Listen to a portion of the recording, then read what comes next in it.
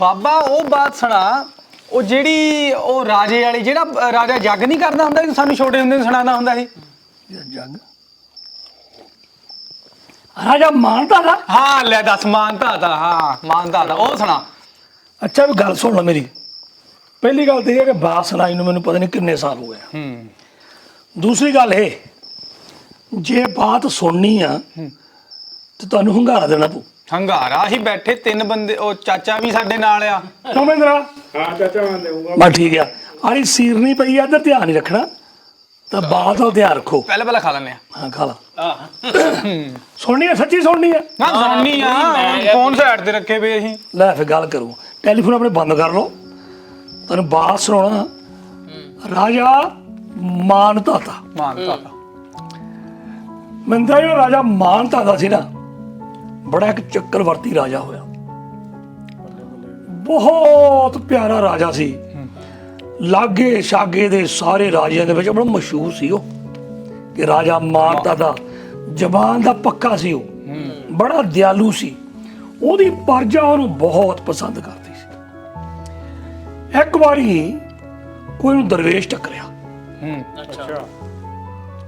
ਉਹ ਕਹਿੰਦਾ, ਮਹਾਰਾਜ ਅਗਰ ਤੁਸੀਂ 100 ਜੱਗ ਕਰਾਉਂਗੇ ਨਾ, ਜੱਗ ਦਾ ਤੁਹਾਨੂੰ ਪਤਾ ਜੱਗ ਹੀ ਹੁੰਦੇ ਆ, ਤੁਹਾਡੀ ਸੁਰਤ ਤੋਂ ਜੱਗ ਵੀ ਨਹੀਂ ਹੋਇਆ ਹੋਣਾ। ਜੱਗ ਪਤਾ, ਬਾਕੀ ਇਹਨੂੰ ਪਤਾ। ਮੈਨੂੰ ਵੀ ਪਤਾ ਜੱਗ ਦਾ। ਮੈਂ ਤਾਂ ਬਾਬਾ ਸੁਣੀ ਹੋਊਗਾ ਕਹਾਣੀ ਇਹਨਾਂ ਨੂੰ। ਨਹੀਂ ਚੱਲ ਉਹ ਤਾਂ ਮੈਨੂੰ ਪਤਾ। ਜੱਗ ਏਦਾਂ ਹੁੰਦੇ ਸੀ, ਮੈਨੂੰ ਤੈਨੂੰ ਸ਼ਾਇਦ, ਤੂੰ ਤਾਂ ਛੋਟਾ ਜਿਹਾ ਸੀ, ਤੂੰ ਜ਼ਿਆਦਾ ਯਾਦ ਹੋਣਾ। ਚਾਚਾ ਮੈਨੂੰ ਪਤਾ ਜੇ ਲੰਗਰ ਵਗੈਰਾ ਹਾਂ ਲੰਗਰ ਲਾਉਂਦੇ ਹੁੰਦੇ ਸੀ। ਲਾਉਂਦੇ ਸੀਗੇ। ਹੋਇਆ ਕਿ ਉਹਨੂੰ ਦਰਵੇਸ਼ ਕਹਿੰਦਾ ਰਾਜੇ ਮਾਨਤਾਤਾ ਨੂੰ, ਵੀ ਜੇ ਨਾ ਤੂੰ 100 ਜੱਗ ਲਾਏਗਾ ਤਾਂ ਤੈਨੂੰ ਧਰਮਰਾਜ ਦੇ ਵਿੱਚ ਦੇਵਤਿਆਂ ਦੀ ਤਰ੍ਹਾਂ ਇੱਕ ਜਗ੍ਹਾ ਮਿਲ ਜਾਣੀ ਹੈ। ਬੱਲਾ ਬੱਲਾ। ਜਗ੍ਹਾ ਪੱਕੀ ਹੋ ਜਾਣੀ। ਹਾਂ ਜਗ੍ਹਾ ਪੱਕੀ ਬਣੀ ਹੈ। ਉਹ ਰਾਜੇ ਨੇ ਜੱਗ ਕਰਵਾਉਣਾ ਸ਼ੁਰੂ ਕਰ ਦਿੱਤੇ ਹਰੇਕ ਮਹੀਨੇ। 99 ਜੱਗ ਉਹਦੇ ਪੂਰੇ ਹੋ ਗਏ ਸੰਪੂਰਨ। ਹੁਣ ਅਖੀਰਲਾ 100ਵਾਂ ਜੱਗ ਆ ਗਿਆ ਤਾਂ ਉਹਦਾ ਨਾਰਦ ਮੁਨੀ ਦਾ ਸਿੰਘਾਸਣ ਡੋਲਿਆ। ਹਾਂ ਅੱਛਾ। ਉਹਨੇ ਸੋਚਿਆ ਵੀ ਜੇ ਇਹਦਾ 100ਵਾਂ ਜੱਗ ਪੂਰਾ ਹੋ ਗਿਆ, ਇਹਨੂੰ ਧਰਮਰਾਜ ਵਿੱਚ ਜਗ੍ਹਾ ਮਿਲ ਜਾਣੀ ਹੈ, ਤਾਂ ਮੈਨੂੰ ਖਤਰਾ। ਹਾਂ ਉਹਨੂੰ ਸੋਚਿਆ ਵੀ ਕਿਸੇ ਨਾ ਕਿਸੇ ਤਰ੍ਹਾਂ ਨਾ ਇਹਦਾ ਜੱਗ ਨਹੀਂ ਪੂਰਾ ਹੋਣ ਦੇਣਾ। ਉਹਨੇ ਕੀ ਕੀਤਾ, ਇੱਕ ਬਾਲ ਰੂਪੀ ਸਾਧੂ ਬਣ ਕੇ ਉਹ ਆ ਗਿਆ ਉਹਦੇ ਰਾਜ ਵਿੱਚ। ਅੱਛਾ। ਤਾਂ ਰਾਜੇ ਨੇ ਆਪਣੇ ਅਹਿਲਕਾਰਾਂ ਨੂੰ ਕਹਿ ਦਿੱਤਾ ਵੀ ਤੁਸੀਂ ਜਾਓ, ਮੇਰਾ ਅਖੀਰਲਾ ਜੱਗ ਵਾ, ਵੀ ਕੋਈ ਵੀ ਮੇਰੇ ਰਾਜ ਵਿੱਚ ਲੰਗਰ ਛਕਣ ਤੋਂ ਬਿਨਾਂ ਨਾ ਜਾਵੇ, ਰਹਿ ਨਾ ਜਾਵੇ ਕੋਈ ਵੀ। ਸਹੀ ਗੱਲ। ਉਹਦੇ ਜਿੰਨੇ ਵੀ ਅਹਿਲਕਾਰ ਸੀ ਉਹ ਸਾਰੇ ਹੀ ਚਲੇ ਗਿਆ ਸਾਰੇ ਪਾਸੇ। ਜਿਹੜਾ ਵੀ ਕੋਈ ਪੀਰ ਫਕੀਰ ਗਰੀਬ ਅਮੀਰ ਟੱਕਰਿਆ, ਉਹਨਾਂ ਸਾਰਿਆਂ ਨੂੰ ਲਿਆ ਕੇ ਲੰਗਰ ਛਕਾਤਾ। ਅੱਛਾ। ਹੁਣ ਕੀ ਹੋਇਆ, ਉਹ ਇੱਕ ਥਾਂ ਜਾਂਦੇ ਤਾਂ ਇੱਕ ਬਾਲ ਰੂਪੀ ਸਾਧੂ ਬੈਠਾ। ਹੁਣ ਰਾਜੇ ਦੇ ਅਹਿਲਕਾਰ ਉਹਦੇ ਕੋਲ ਗਏ। ਉਹਨੂੰ ਕਹਿੰਦੇ, ਮਹਾਰਾਜ, ਹੱਥ ਜੋੜ ਕੇ ਖੜੇ ਹੋ ਗਏ ਦੁਆਲੇ, ਵੀ ਸਾਡੇ ਮਹਾਰਾਜ ਨੇ ਲੰਗਰ ਲਾਇਆ ਹੋਇਆ, ਉਹਦਾ 100ਵਾਂ ਜੱਗ ਵਾ, ਅਖੀਰਲਾ ਜੱਗ ਵਾ, ਵੀ ਤੁਸੀਂ ਆ ਕੇ ਲੰਗਰ ਛਕੋ। ਲੰਗਰ ਛਕੋ। ਉਹ ਕਹਿੰਦਾ ਵੀ ਨਹੀਂ, ਮੈਂ ਲੰਗਰ ਨਹੀਂ ਆ ਸਕਦਾ, ਮੈਂ ਲੰਗਰ ਨਹੀਂ ਛਕ ਸਕਦਾ। ਉਹ ਕਹਿੰਦਾ, ਮਹਾਰਾਜ ਕਿਉਂ? ਕਹਿੰਦਾ ਵੀ ਮਹਾਰਾਜ ਖੁਦ ਹੋਣ ਤੁਹਾਡੇ ਰਾਜੇ ਹੋਣੇ, ਉਹ ਮੈਨੂੰ ਆ ਕੇ ਸੱਦਾ ਦੇਣ, ਫਿਰ ਮੈਂ ਜਾਊਂਗਾ। ਅੱਛਾ। ਹਾਂ, ਅਹਿਲਕਾਰਾਂ ਨੇ ਜਾ ਕੇ ਦੱਸਿਆ ਰਾਜੇ ਨੂੰ ਵੀ ਮਹਾਰਾਜ ਉੱਥੇ ਬਾਲ ਰੂਪੀ ਸਾਧੂ ਬੈਠਾ। ਉਹ ਕਹਿੰਦਾ ਮੈਂ ਨਹੀਂ ਆਉਣਾ, ਮਹਾਰਾਜ ਖੁਦ ਆ ਕੇ ਮੈਨੂੰ ਦਰਸ਼ਨ ਦੇ, ਨੰਗੇ ਪੈਰੀ, ਉਹ ਵੀ ਅੱਛਾ। ਰਾਣੀ ਨੂੰ ਨਾਲ ਲੈ ਕੇ ਆਉਣ। ਕੀ ਬਾਤ ਹੈ। ਹੁਣ ਰਾਜੇ ਨੇ ਸੋਚਿਆ ਵੀ ਮੇਰਾ ਅਖੀਰਲਾ ਜੱਗ ਵਾ, ਵੀ ਜੇ ਮੈਂ ਨਹੀਂ ਕਰਦਾ ਤਾਂ ਮੈਂ ਤਾਂ ਮਾਰੇ ਜਾਣਾ। ਉਹ ਆਪਣੇ ਘਰ ਵਾਲੇ ਨੂੰ ਲੈ ਕੇ ਨੰਗੇ ਪੈਰੀ ਪਿੰਡ ਤੋਂ ਕੋਈ 5-10 ਕਿਲੋਮੀਟਰ ਦੂਰ ਉਹਦੇ ਉੱਥੇ ਪਹੁੰਚੇ ਬਾਲ ਰੂਪੀ ਸਾਧੂ ਕੋ। ਉਹਨੇ ਹੱਥ ਜੋੜ ਕੇ ਬੇਨਤੀ ਕੀਤੀ, ਮਹਾਰਾਜ ਵੀ ਸਾਡਾ ਅਖੀਰਲਾ ਲੰਗਰ, ਅਖੀਰਲਾ ਜੱਗ ਵਾ ਇਹ, ਵੀ ਤੁਸੀਂ ਜ਼ਰੂਰ ਆਓ, ਚਰਨ ਪਾਓ ਤੇ ਲੰਗਰ ਛਕੋ, ਸੰਪੂਰਨ ਕਰੋ ਇਹਨੂੰ। ਹਾਂਜੀ। ਉਹ ਕਹਿੰਦਾ ਵੀ ਦੇਖੋ ਮਹਾਰਾਜ, ਮੈਂ ਤੁਹਾਡੇ ਲੰਗਰ ਜੱਗ ਵਿੱਚ ਜਾ ਕੇ ਲੰਗਰ ਨਹੀਂ ਛਕ ਸਕਦਾ। ਉਹ ਕਹਿੰਦਾ ਕਿਉਂ? ਕਹਿੰਦਾ ਦੇਖੋ ਜੀ, ਮੇਰੀ ਇੱਕ ਸ਼ਰਤ ਵਾ। ਮਹਾਰਾਜ ਕਿਹੜੀ ਸ਼ਰਤ ਬਈ? ਕਹਿੰਦਾ ਜੇ ਤੁਸੀਂ ਮੈਨੂੰ ਲੰਗਰ ਛਕਾਉਣਾ ਨਾ ਤਾਂ ਮੈਨੂੰ ਗਊ ਦਾ ਮਾਸ ਪਾਓ। ਅੱਛਾ। ਅੱਛਾ। ਹੁਣ ਰਾਜਾ ਸੋਚਣ ਲੱਗ ਪਿਆ ਵੀ ਮੇਰਾ 100ਵਾਂ ਜੱਗ ਵਾ, ਜੇ ਮੈਂ ਲੰਗਰ ਦੇ ਵਿੱਚ ਮਾਸ, ਗਊ ਦਾ ਮਾਸ ਪਾ ਦਿੱਤਾ, ਮੇਰਾ ਤਾਂ ਧਰਮ ਭ੍ਰਸ਼ਟ ਹੋ ਜਾਣਾ। ਜੱਗ ਹੀ ਨਹੀਂ ਰਹਿਣਾ ਹਾਂ, ਨਾਲ ਨਾ ਮੈਂ ਇਸ ਜੱਗ ਦਾ, ਨਾ ਮੈਂ ਉਸ ਜੱਗ ਦਾ। ਉਹ ਕਹਿੰਦਾ ਮਹਾਰਾਜ ਮੇਰੀ ਬੇਨਤੀ ਆ, ਮੈਂ ਇਹ ਕੰਮ ਨਹੀਂ ਕਰ ਸਕਦਾ। ਉਹ ਕਹਿੰਦਾ ਮਹਾਰਾਜ ਜੇ ਮੈਨੂੰ ਲੰਗਰ ਛਕਾਉਣਾ ਤੁਸੀਂ ਤਾਂ ਫਿਰ ਤੁਹਾਨੂੰ ਮੇਰੀ ਸ਼ਰਤ ਪੂਰੀ ਕਰਨੀ ਪੈਣੀ ਹੈ। ਉਹ ਰਾਜਾ ਸੋਚੀ ਪੈ ਗਿਆ ਵੀ ਕਰੀਏ ਤਾਂ ਕੀ ਕਰੀਏ। ਕਹਿੰਦਾ ਮਹਾਰਾਜ ਇੱਕ ਬੇਨਤੀ ਕਰਦੇ ਆ, ਤੁਸੀਂ ਇਹ ਸ਼ਰਤ ਨਹੀਂ ਕੋਈ ਹੋਰ ਸ਼ਰਤ ਰੱਖ ਲਓ। ਅੱਛਾ। ਉਹ ਕਹਿੰਦਾ ਵੀ ਠੀਕ ਆ, ਹੋਰ ਸ਼ਰਤ ਸੋਚ ਲੈਨੇ ਆ। ਕਹਿੰਦੇ ਭਾਈ ਇਦਾਂ ਕਰੋ, ਅੱਜ ਤੁਸੀਂ ਲੰਗਰ ਲਗਾਓ, ਜੱਗ ਪੂਰਾ ਕਰੋ, ਕੱਲ ਸਵੇਰ ਨੂੰ ਸੂਰਜ ਚੜ੍ਹਨ ਤੋਂ ਪਹਿਲਾਂ ਆਪਣਾ ਰਾਜ ਭਾਗ ਛੱਡ ਕੇ ਕਿਤੇ ਹੋਰ ਥਾਂ ਚਲੇ ਜਾਓ। ਹੁਣ ਹੋਰ ਪੰਗਾ ਪੈ ਗਿਆ। ਹਾਂ ਬੇਜਾ ਵੀ ਇੱਕ ਪਾਸੇ ਗਊ ਦਾ ਮਾਸ ਖਿਲਾਉਣੇ ਆ ਤਾਂ ਧਰਮ ਭ੍ਰਿਸ਼ਟ ਹੁੰਦਾ, ਜੇ ਰਾਜ ਭਾਗ ਛੱਡਦੇ ਆ ਤਾਂ ਹੋਰ ਸਾਨੂੰ ਆਉਂਦਾ ਕੁਛ ਨਹੀਂ, ਜਾਵਾਂਗੇ ਕਿੱਥੇ? ਖਤਮ ਹੋ ਗਿਆ। ਸਹੀ ਗੱਲ ਹੈ। ਬੜੇ ਘਬਰਾਏ, ਬਥੇਰੇ ਤਰਲੇ ਮਿੰਨਤਾਂ ਕੀਤੀਆਂ, ਉਹ ਮੰਨੇ ਹੀ ਨਾ ਬਾਹਰੋਂ ਸਾਧੂ। ਉਹ ਕਹਿੰਦਾ ਮਹਾਰਾਜ ਤੁਸੀਂ ਕਿਹਾ ਮੈਂ ਤੁਹਾਨੂੰ ਦੂਜੀ ਸ਼ਰਤ ਦੱਸੀ ਆ, ਇਹ ਹੁਣ ਤੁਹਾਡੀ ਮਰਜ਼ੀ ਆ, ਨਹੀਂ ਮੈਂ ਤਾਂ ਲੰਗਰ ਨਹੀਂ ਛਕਣ ਆਉਂਦਾ। ਮਹਾਰਾਜ ਨੇ ਵੀ ਰਾਣੀ ਨਾਲ ਸਲਾਹ ਕੀਤੀ ਆਪਾਂ ਕੀ ਕਰੀਏ।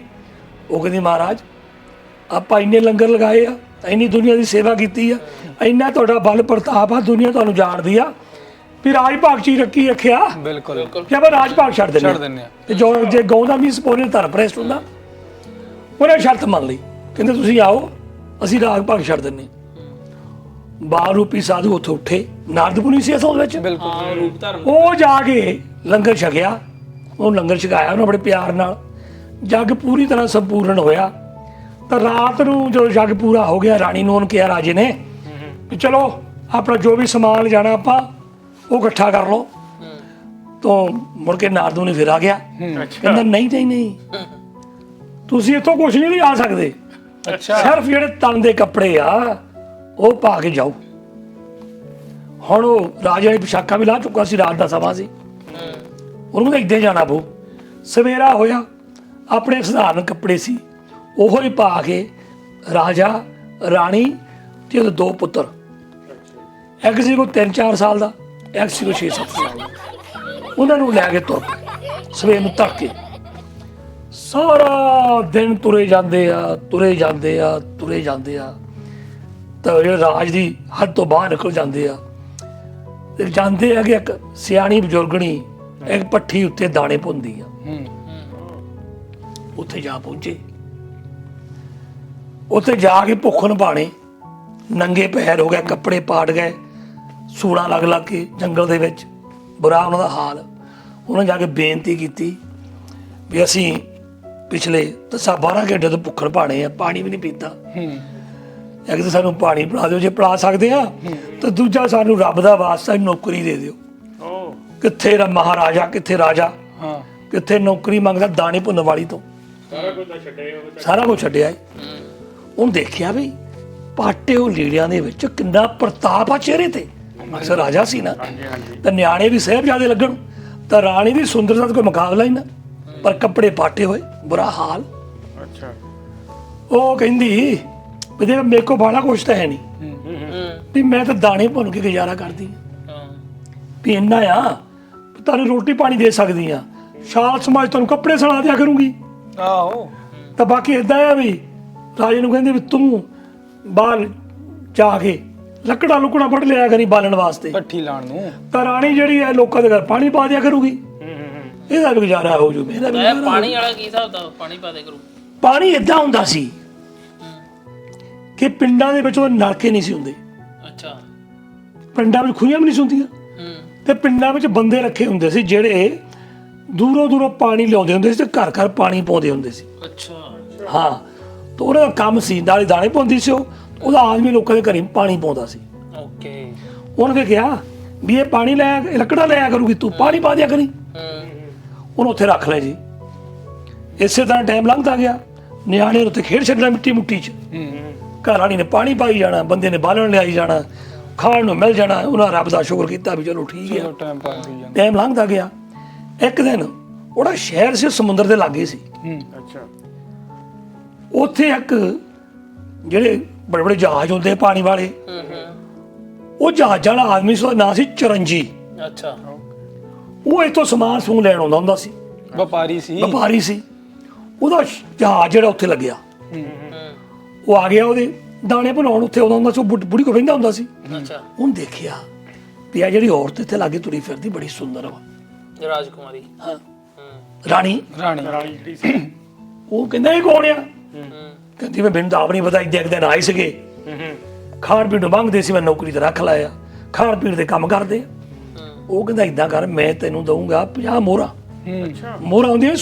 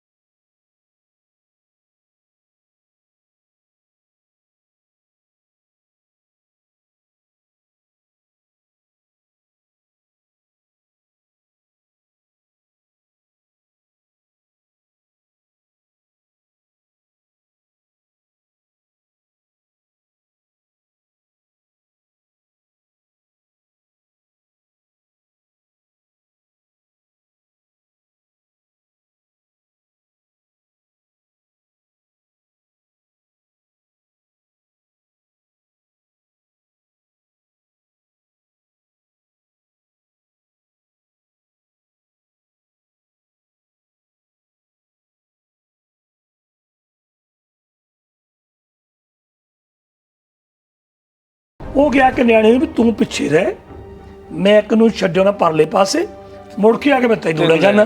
ਠੀਕ ਹੈ। ਉਹ ਨਿਆਣੇ ਵਿਚਾਰੇ ਡਰੇ ਹੋਏ, ਜਦੋਂ ਇੱਕ ਨੂੰ ਲੈ ਕੇ ਤੁਰੇ ਦੂਜਾ ਮਗਰ ਦੌੜ ਜਵੇ। ਅੱਛਾ। ਫਿਰ ਉਹਨੂੰ ਫੇਰ ਛੱਡ ਗਿਆ, ਫੇਰ ਮਗਰ ਦੌੜੇ।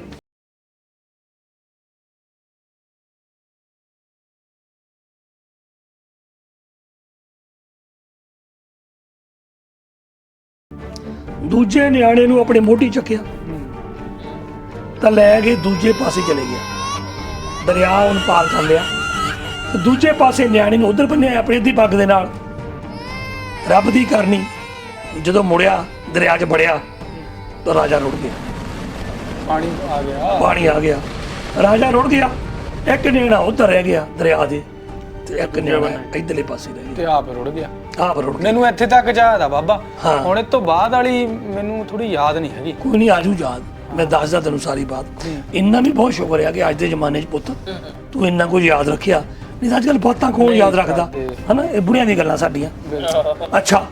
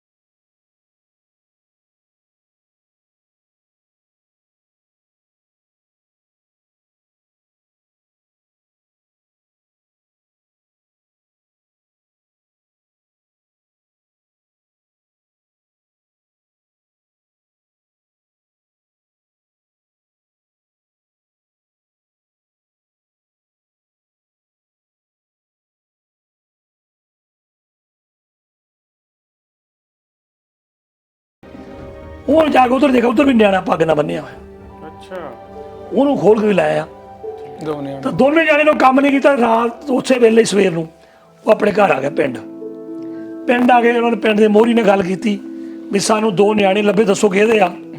ਸਾਰੇ ਕਹਿੰਦੇ ਵੀ ਸਾਨੂੰ ਨਹੀਂ ਪਤਾ ਵੀ ਨਿਆਣੇ ਕਿਹਦੇ ਆ। ਬਿਲਕੁਲ। ਹੈ ਉਹ ਕਹਿੰਦੇ ਵੀ ਇਦਾਂ ਕਰ ਵੀ ਤੁਹਾਡੇ ਔਲਾਦ ਹੈ ਨਹੀਂ, ਵੀ ਜੇ ਤੁਹਾਨੂੰ ਕੋਈ ਇਤਰਾਜ਼ ਨਹੀਂ ਨਿਆਣੇ ਤੁਸੀਂ ਰੱਖ ਲਓ। ਉਹ ਕਹਿੰਦੇ ਰੱਬ ਹੋਰ ਕੀ ਚਾਹੀਦਾ ਸਾਨੂੰ। ਉਹਨਾਂ ਨਿਆਣੇ ਰੱਖ ਲਏ। ਹੁਣ ਉਹ ਅਕਸਰ ਨਿਆਣੇ ਰਾਜੇ ਦੇ ਸੀ, ਬਾਦਸ਼ਾਹ ਦੇ ਸੀ, ਉਹਨਾਂ ਦੇ ਸ਼ੌਕ ਵੀ ਬੱਲੇ ਹੋਣੇ ਸੀ, ਖੂਨ ਭੇਜਿਓ ਸੀ। ਬਿਲਕੁਲ ਬਿਲਕੁਲ। ਉਹ ਛੋਟੇ ਹੁੰਦੇ ਹੀ ਉਹ ਤਾਂ ਸ਼ਿਕਾਰ ਨੂੰ ਖੇਡਣ ਲੱਗ ਪਏ। ਅੱਛਾ ਗਲੇਲੇ ਬਣਾਉਣੇ, ਕਦੇ ਆਉਂਦੀ ਜਾਂਦੀ ਦਾ ਘੜਾ ਬਾਂਧਣਾ ਹੈ, ਕਿਸੇ ਤੀਰ ਮਾਰ ਕੇ ਕਿਸੇ ਕੋ ਉਹ ਕਰ ਦੇਣਾ, ਕਿਸੇ ਉਹ ਨੁਕਸਾਨ ਕਰ ਦੇਣਾ, ਕਿਸੇ ਬੁਲਦਾ ਹੀ ਤੀਰ ਮਾਰ ਦੇਣਾ। ਜਿਉਂ ਵੱਡੇ ਹੁੰਦੇ ਗਏ ਉਹਨਾਂ ਦੇ ਉਹ ਕੰਮ ਵੱਡੇ ਹੁੰਦੇ ਗਏ, ਜ਼ਿਆਦਾ ਨੁਕਸਾਨ ਕਰਦੇ ਰਹੇ। ਫਿਰ ਇੱਕ ਦਿਨ ਲੋਕੀ ਪਿੰਡ ਦੇ ਇਕੱਠੇ ਹੋਏ, ਉਹ ਕਹਿੰਦੇ ਦੋਨੇ ਨੂੰ, ਘੁਮਾਰ ਤੇ ਘੁਮਿਆਰੀ ਨੂੰ, ਵੀ ਦੇਖੋ ਵੀ ਤੁਸੀਂ ਬੜੇ ਚੰਗੇ ਭਲੇ ਆਦਮੀ ਆ, ਬਿਲਕੁਲ ਵੀ ਦੋ ਆਦਮੀ ਤੀਵੀਂ ਵੀ ਠੀਕ ਤੁਸੀਂ ਹਮੇਸ਼ਾ ਬੜੇ ਚੰਗੇ ਤਰੀਕੇ ਨਾਲ ਪਿੰਡ 'ਚ ਰਹੇ ਆ, ਪਰ ਜਿਹੜੇ ਤੁਹਾਡੇ ਨਿਆਣੇ ਆ ਨਾ ਇਹ ਬੜੀਆਂ ਕਦੂਤਾਂ, ਵੀ ਦੇਖੋ ਸਾਡੇ ਕੋਲ ਹੋਰ ਨਹੀਂ ਚੱਲ ਹੁੰਦਾ, ਉਹ ਇਸ ਤੇ ਬੜੀ ਇਹਨਾਂ ਨੂੰ ਕਿਸੇ ਪਾਸੇ ਕੰਮ ਤੇ ਲਾਓ, ਅਸੀਂ ਜੋੜੇ ਹੱਥ ਭਰਾ ਆਹ ਇਹਨੂੰ ਲੈ ਜਾਓ। ਉਹ ਕਿਸੇ ਨੇ ਦੱਸ ਪਾਈ ਵੀ ਗਵਾਂਢੀ ਰਾਜਾ ਲਾਗੇ, ਉਹ ਵੱਡਾ ਰਾਜਾ ਆ, ਜੋ ਫੌਜਾਂ 'ਚ ਭਰਤੀ ਕਰ ਲੈਂਦਾ, ਇਹਨੂੰ ਉੱਥੇ ਭੇਜ ਦਿਓ, ਨਾਲ ਲੜਾਕੇ ਆ। ਨਾਲ ਲੜਾਕੇ ਆ। ਉਹ ਕਹਿੰਦੇ ਠੀਕ ਆ, ਉਹਨੂੰ ਉੱਥੇ ਭੇਜ ਦਿੱਤਾ। ਹੁਣ ਗੱਲ ਚੱਲਦੀ ਆ ਕਿ ਮਹਾਰਾਣੀ ਨੂੰ ਉਦੋਂ ਕੀ ਹੋਇਆ। ਹਾਂ ਉਸ ਤੋਂ ਬਾਅਦ ਮਹਾਰਾਣੀ ਦੀ ਸਟੋਰੀ ਇਹ ਤੇ ਇੱਧਰੋਂ ਗੱਲ ਹੋ ਗਈ, ਰਾਜਾ ਰੁੜ ਗਿਆ, ਨਿਆਣੇ ਵੱਡੇ ਹੋ ਗਏ ਇੱਧਰ। ਉਹ ਰਾਣੀ ਨੂੰ ਕੀ ਹੋਇਆ? ਅਸਲ ਦੇ ਵਿੱਚ ਕੀ ਹੋਇਆ ਕਿ ਜਦੋਂ ਉਹ ਰਾਣੀ ਨੂੰ ਲੈ ਗਿਆ ਨਾ ਵਪਾਰੀ, ਰਾਣੀ ਨੇ ਵੀ ਇੱਕ ਲੱਤ ਤੇ ਖੜੀ ਹੋ ਕੇ ਪ੍ਰਮਾਤਮਾ ਅੱਗੇ ਅਰਦਾਸ ਕੀਤੀ ਅੱਛਾ ਕਿ ਸੱਚੇ ਪਾਤਸ਼ਾਹ ਮੈਂ ਹਮੇਸ਼ਾ ਤੇਰੀ ਭਗਤੀ ਕੀਤੀ ਆ, ਕਿਸੇ ਦਾ ਕਦੀ ਕੋਈ ਮਾੜਾ ਨਹੀਂ ਕੀਤਾ, ਵੀ ਜੇ ਤੂੰ ਮੇਰਾ ਸੱਚੀ ਮੁੱਚੀ ਤੂੰ ਹੈਗਾ, ਕੋਈ ਮੇਰੀ ਸੇਵਾ ਕੀਤੀ ਦਾ ਅਸਰ ਹੈਗਾ, ਅੱਜ ਮੇਰੀ ਇੱਜ਼ਤ ਬਤਾ। ਹੋਇਆ ਕਿ ਸਮੁੰਦਰ ਵਿੱਚ ਤੂਫਾਨ ਆ ਗਿਆ, ਸ਼ਿਪ ਡੋਲਣ ਲੱਗਾ। ਜਦੋਂ ਸ਼ਿਪ ਡੁੱਬਣ ਲੱਗਾ ਨਾ, ਜਿਹੜਾ ਚਰਨਜੀਤ ਸੀ ਉਹਨੂੰ ਕੋਈ ਚੰਗਾ ਧਾਰਮਿਕ ਖਿਆਲਾਂ ਦਾ ਬੰਦਾ ਸੀ ਉੱਥੇ, ਉਹਨੂੰ ਕਿਹਾ ਅੱਜ ਤੱਕ ਆਪਣਾ ਸ਼ਿਪ ਕਦੀ ਨਹੀਂ ਡੋਲਿਆ, ਜਿਹੜਾ ਇਹ ਸ਼ਿਪ ਡੋਲਦਾ ਕਿ ਤੂੰ ਬਹੁਤ ਮਾੜਾ ਕੰਮ ਕੀਤਾ, ਹਜੇ ਵੀ ਮੌਕਾ, ਜਾ ਕੇ ਉਸ ਕੁੜੀ ਕੋਲੋਂ ਮਾਫੀ ਮੰਗ ਲਾ, ਭੈਣ ਬਣਾ ਲਾ ਉਹਨੂੰ, ਤੇਰਾ ਸ਼ਾਇਦ ਬੇੜਾ ਪਾਰ ਲੱਗ ਜੂ। ਉਹ ਚਰਨਜੀਤ ਉਹਦੇ ਕੋਲ ਜਾਂਦਾ, ਉਹਦੇ ਪੈਰੀਂ ਪੈਂਦਾ, ਕਹਿੰਦਾ ਅੱਜ ਤੋਂ ਤੂੰ ਮੇਰੀ ਹੋਈ ਭੈਣ, ਮੈਂ ਹੋਇਆ ਤੇਰਾ ਭਰਾ, ਮੈਂ ਜੋ ਗਲਤ ਕੀਤਾ ਉਹਦੀ ਮੈਂ ਤੇਰੇ ਤੋਂ ਮੰਗਦਾ ਮਾਫੀ, ਵੀ ਰੱਬ ਕਰਕੇ ਹੁਣ ਮੇਰਾ ਬੇੜਾ ਪਾਰ ਲਗਾ ਦੇ। ਉਹਨੂੰ ਫੇਰ ਪ੍ਰਮਾਤਮਾ ਅੱਗੇ ਅਰਦਾਸ ਕੀਤੀ ਕਿ ਇਹ ਸੱਚੇ ਬਾਦਸ਼ਾਹ ਤੂੰ ਮੇਰੀ ਲਾਜ ਰੱਖੀ ਆ, ਹੁਣ ਮੈਨੂੰ ਭਰਾ ਕਹਿੰਦਾ ਇਹਦਾ ਬੇੜਾ ਡੁੱਬਦਾ, ਹੁਣ ਮੇਰੇ ਭਰਾ ਦਾ ਬੇੜਾ ਵੀ ਪਾਰ ਲਾ ਦੇ। ਅੱਛਾ ਉੱਥੇ ਭਰਾ ਬਣ ਗਿਆ। ਹਾਂ ਉਸ ਬੇੜਾ ਦਾ ਪਾਰ ਲੱਗ ਗਿਆ, ਉਹ ਉਧਰ ਚਲ ਗਿਆ। ਇੱਧਰ ਨਿਆਣੇ ਰਾਜੇ ਦੀ ਨੌਕਰੀ ਲੱਗ ਗਏ, ਠੀਕ ਆ ਤੇ ਨੌਕਰੀ ਲੱਗ ਗਏ, ਬਹੁਤ ਸੋਹਣੀ ਮਿਹਨਤ ਕੀਤੀ ਉਹਨਾਂ ਨੇ, ਬੜੇ ਇਮਾਨਦਾਰ ਸੀ। ਫਿਰ ਕੀ ਹੋਇਆ, ਟਾਈਮ ਫਿਰ ਲੰਘ ਗਿਆ। ਇੱਕ ਦਿਨ ਉਹੋ ਹੀ ਵਪਾਰੀ ਚਰਨਜੀਤ ਲਾਲ ਅੱਛਾ ਆਪਣਾ ਸ਼ਿਪ ਲੈ ਕੇ ਇਸ ਰਾਜੇ ਦੇ ਕੋਲ ਆ ਜਾਂਦਾ। ਇਹਦਾ ਪਿੰਡ ਸੀ, ਇਹਦਾ ਰਾਜ ਸੀ ਦਰਿਆ ਦੇ ਉੱਤੇ, ਇਹ ਦਰਿਆ ਸਮੁੰਦਰ 'ਚ ਪੈਂਦਾ ਸੀ। ਉਹ ਚਰਨਜੀਤ ਲਾਲ ਇਸ ਰਾਜੇ ਕੋਲ ਆ ਗਿਆ। ਅੱਛਾ ਹੁਣ ਇਹ ਰਾਜਾ ਕੌਣ ਸੀ? ਇਹ ਰਾਜਾ ਕੌਣ ਸੀ? ਅਸਲ ਦੇ ਵਿੱਚ ਕੀ ਹੋਇਆ, ਜਿਹੜਾ ਰਾਜਾ ਜਦੋਂ ਉੱਥੇ ਰੁੜ ਗਿਆ ਸੀ ਨਾ, ਆਹੋ ਦਰਿਆ 'ਚ ਰੁੜ ਗਿਆ, ਉਧਰ ਕਿਤੇ ਉਸ ਸ਼ਹਿਰ ਦਾ ਰਾਜਾ ਮਰ ਚੁੱਕਾ ਸੀ, ਰਾਜ ਦਾ। ਅੱਛਾ ਉਹਨਾਂ ਨੇ ਐਲਾਨ ਕੀਤਾ, ਉਸ ਰਾਜੇ ਦੀ ਕੋਈ ਔਲਾਦ ਹੈ ਨਹੀਂ ਸੀ, ਵੀ ਹੁਣ ਜਿਹੜਾ ਵੀ ਕਿਤੇ ਹੋਰ ਹੱਦ ਤੋਂ, ਰਾਜ ਦੀ ਹੱਦ ਤੋਂ ਬਾਹਰੋਂ ਅੱਛਾ ਪਹਿਲਾ ਬੰਦਾ ਸਵੇਰ ਨੂੰ ਇੱਥੇ ਆ ਗਿਆ,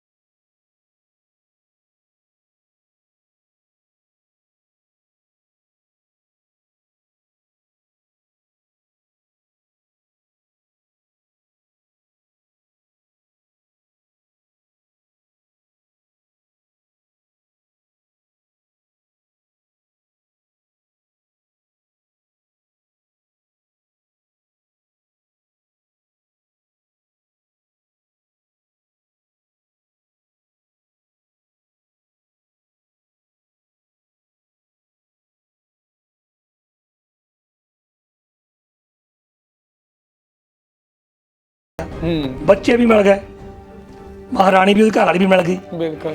ਤੇ ਹੁਣ ਗੱਲ ਆ ਗਈ ਚਰਨਜੀਤ ਦੇ। ਰਾਜਾ ਕਹਿੰਦਾ ਇਦਾਂ ਕਰੋ, ਇਹਨੇ ਜੋ ਸਾਡੇ ਉੱਤੇ ਵਕਤ ਪਾਇਆ ਇਹਨੂੰ ਟਾਂਗੇ ਕੁੱਤਿਆਂ ਕੋ ਪੜਵਾਇਆ ਜਾਵੇ, ਅੱਛਾ। ਇਹਨੂੰ ਸਜ਼ਾ ਹੋਣੀ ਚਾਹੀਦੀ ਹੈ। ਕਿਉਂਕਿ ਇਹਨੇ ਇਨੀਸ਼ੀਏਟ ਕੀਤਾ ਸਾਰਾ ਹਾਂ, ਇਹਨੇ ਕੀਤਾ, ਸਾਨੂੰ ਕਿੰਨਾ ਵਕਤ ਪਾਇਆ। ਭਾਵੇਂ ਰਾਣੀ ਆ ਗਈ, ਹਾਂ ਮੈਂ ਵੀ ਉਹੀ ਕਹਿੰਦੀ ਮਹਾਰਾਜ ਕਿ ਮੈਂ ਇਹਨੂੰ ਭਰਾ ਗਿਆ ਆ, ਹੁਣ ਇਹ ਮੇਰਾ ਭਰਾ ਆ ਵੀ ਹਾਂ ਇਹਨੂੰ ਜ਼ੁਲਮ ਕੀਤਾ ਸੀ, ਪਰ ਇਹਨੂੰ ਇਹਦੀ ਗਲਤੀ ਦਾ ਅਹਿਸਾਸ ਹੋ ਗਿਆ, ਇਹਨੇ ਮੇਰੇ ਤੋਂ ਮੰਗੀ ਮਾਫੀ, ਤਾਂ ਹੁਣ ਮੈਨੂੰ ਭੈਣ ਕਹਿੰਦਾ ਔਰ ਮੇਰੇ ਨਾਲ ਭਰਾਵਾਂ ਵਾਲਾ ਵਰਤਾਅ ਕਰਦਾ, ਇਹਨੂੰ ਮਾਫ ਕਰ ਦਿਓ। ਸੋ ਰਾਜੇ ਨੇ ਉਹਨੂੰ ਮਾਫ ਕਰ ਦਿੱਤਾ। ਉਹ ਪਰਿਵਾਰ ਮਿਲ ਗਿਆ, ਜਿਹੜੀ ਉਹਦੀ ਜਨਤਾ ਸੀ ਉਹ ਹੋਰ ਵੀ ਖੁਸ਼ ਹੋ ਗਈ ਕਿ ਕਿੱਦਾਂ ਦਾ ਮਹਾਰਾਜਾ, ਕਿੱਦਾਂ ਦੇ ਮੋਹਰੇ ਦੇ ਸਾਹਿਬਜ਼ਾਦੇ, ਕਿੱਦਾਂ ਦੀ ਇਹਦੀ ਮਹਾਰਾਣੀ, ਵਾਹ, ਵੀ ਸਾਡਾ ਤਾਂ ਜੀਵਨ ਧੰਨ ਹੋ ਗਿਆ। ਧੰਨ। ਉਹਦਾ ਚਾ ਜਿਹੜੀ ਉਹ ਦਾਣੇ ਭੁੰਨਣ ਵਾਲੀ ਸਜ਼ਾ ਉਹਨੂੰ ਮਿਲਣੀ ਚਾਹੀਦੀ। ਸਜ਼ਾ ਉਹਨੂੰ ਵੀ ਮਿਲਣੀ ਚਾਹੀਦੀ। ਹਾਂ, ਹੋਰ ਚਾਹੀਏ। ਅਸੀਂ ਵੀ ਕਸੂਰਵਾਰ ਹੋ ਸੀ। ਸੋ ਇਹ ਆ ਮੇਰੀ ਬਾਤ। ਤਾਂ ਸਿਆਣੇ ਕਹਿੰਦੇ ਹੁੰਦੇ ਉੱਤੋਂ ਪੈ ਗਈ ਰਾਤ ਹੈ, ਤੇ ਹੁਣ ਆਪਾਂ ਕਰਦੇ ਆ ਬਸ ਭਾਈ, ਖਾ ਲਓ ਸੀਰ ਨਹੀਂ ਜਿਹੜੀ ਖਾ ਹੁੰਦੀ। ਹੁਣ ਤਾਂ ਮੈਂ ਹੁਣ ਲੱਗਦਾ ਮੈਂ ਸੌਣ ਲੱਗੇ ਆਹੀ ਗੱਲਾਂ ਘੁੰਮਣੀਆਂ ਹੁਣ ਮੇਰੇ ਤੋਂ। ਮੈਂ ਬਾਬਾ ਮੈਨੂੰ ਤਾਂ ਯਾਦ ਰਹਿੰਦੀਆਂ ਹੁਣ ਤੇਰੀਆਂ ਬਾਤਾਂ, ਕਿ ਮੈਂ ਤੇਰੇ ਨਾਲ ਸੌਂਦਾ ਹੁੰਦਾ ਸੀ। ਹੁਣ ਵੱਡਾ ਭਾਜੀ ਤਾਂ ਆਪਣਾ ਸੋ ਜਾਂਦਾ ਹੁੰਦਾ ਸੀਗਾ ਡੈਡੀ ਨਾਲ ਜਾ ਕੇ। ਇਹ ਤਾਂ ਮੇਰੇ ਲਾਗੇ ਵੀ ਨਹੀਂ ਸੀ ਆਉਂਦਾ। ਹਾਂ, ਹੁਣ ਤਾਂ ਯਾਦ ਆ। ਹੁਣ ਫਿਰ ਇੱਕ ਗੱਲ ਆ, ਚਾਚੀ ਨੂੰ ਦੁੱਧ ਬੜਾ ਚਾਚਾ ਵਧੀਆ ਬਣਾਇਆ। ਪਤਾ ਨਹੀਂ ਕੀ ਗੱਲ ਆ, ਸਿਗਾ ਤਾਂ ਤੂੰ ਬੜਾ ਹਲਤੀ ਮੁੜ ਤੋਂ ਹੀ, ਪਰ ਚਾਚੀ ਸਿਰ ਧਿਆਨ ਬੜਾ ਰੱਖਦੀ ਹੁੰਦੀ ਸੀ। ਓਏ ਜਿੱਦਾਂ ਮੇਰੇ ਭਤੀਜੇ ਆ, ਚਾਚੀ ਦਾ ਮੈਂ ਭਤੀਜਾ। ਬਾਬਾ ਅੱਜ ਫਿਰ ਮੈਂ ਤੇਰੇ ਨਾਲੇ ਸੋਣਾ, ਤੈਨੂੰ ਦੱਸਾਂ ਮੈਂ ਮੈਂ ਪੁਰਾਣੇ ਦਿਨ ਯਾਦ ਕਰਾਤੇ ਤੇ ਅੱਜ ਵੀ। ਚਲ ਕੋਈ ਨਹੀਂ ਪੁੱਤ, ਸੋ ਜੀ ਮੇਰੇ ਨਾਲ। ਇਦਾਂ ਦੀ ਬਾਤ ਸੁਣ ਕੇ ਨੀਂਦ ਵੀ ਸੋਹਣੀ ਆਉਂਦੀ। ਹਾਂ, ਨੀਂਦਾਂ ਹੀ ਤਾਂ ਆਉਂਦੀਆਂ ਹੁੰਦੀਆਂ ਸੀ ਹੁਣ। ਚਲੋ ਏਦਾਂ ਕਰੋ ਪੁੱਤਰੋ, ਹੁਣ ਹਾਂਜੀ, ਬਿਸਤਰੇ ਬੁਸਤੇ ਵਿਛਾਈਏ ਆਪਾਂ, ਹਾਂ ਸੋਈਏ। ਸੋ ਲਈ ਹੁਣ। ਕੱਲ ਸਵੇਰ ਨੂੰ ਫਿਰ ਆਪਾਂ ਉੱਠਣਾ ਵੀ ਆ। ਹਾਂ। ਚਲੋ